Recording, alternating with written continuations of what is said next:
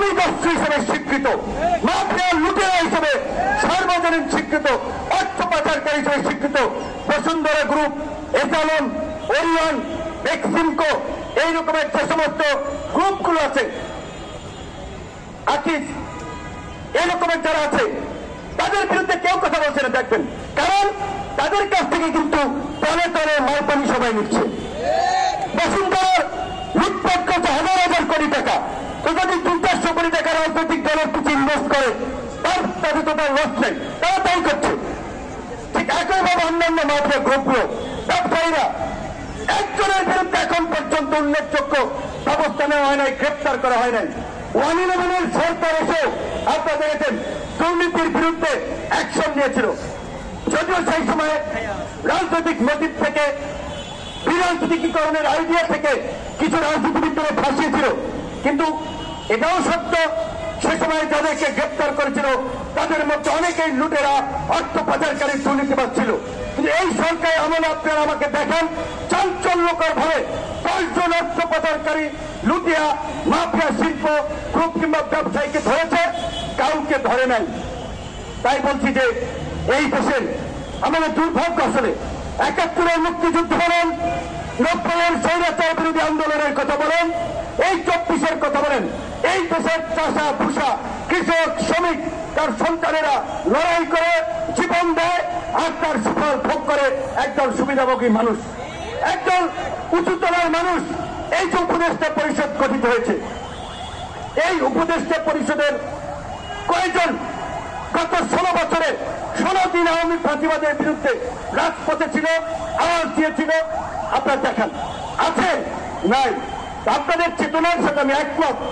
রাজনৈতিক দুর্বৃত্তায়নের ফলে রাজনীতিবিদদের প্রতি যে মানুষের ঘৃণা, অবিশ্বাস, সন্দেহ তৈরি হয়েছে যে রাজনীতিবিদ আসলে ভালো কিছু করতে পারবে না দেশে, যেই নাও সেই কথা সেভাবে চলবে। কিন্তু এই বাস্তবতা আপনাদেরকে মনে রাখতে হবে। একটা অরাজনৈতিক সরকারও বেশি দিন দেশে থাকলে সেই দেশেও নানান ধরনের সংকট তৈরি হয়, গৃহযুদ্ধ, অভ্যন্তরীণ অস্থিরতা, বৈদেশিক হস্তক্ষেপ, এই বিষয়গুলো মেমোরিতে নিতে হবে।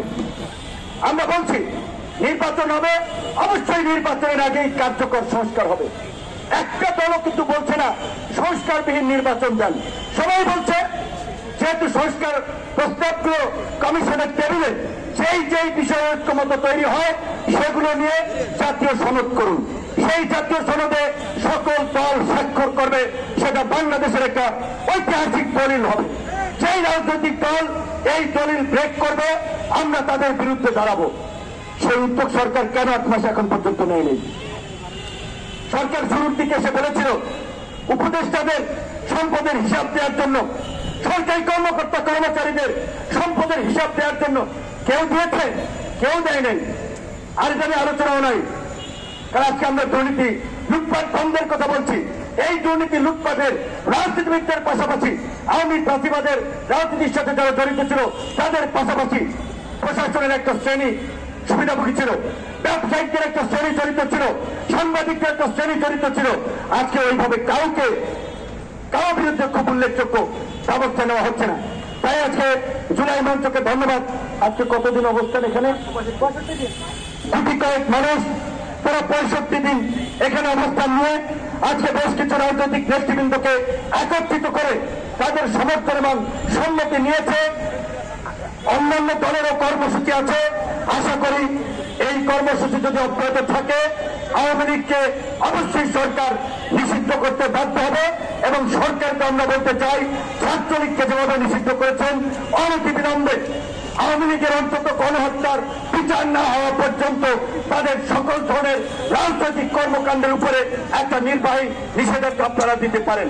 তারপরে যদি বিচারিক প্রক্রিয়ায় তথ্য প্রমাণের ভিত্তিতে আওয়ামী লীগকে নিষিদ্ধ করতে হয়, সেই উপযুক্ত তথ্য প্রমাণ জোগাড় করে অনতিবিলম্বে আওয়ামী লীগকে নিষিদ্ধ করুন।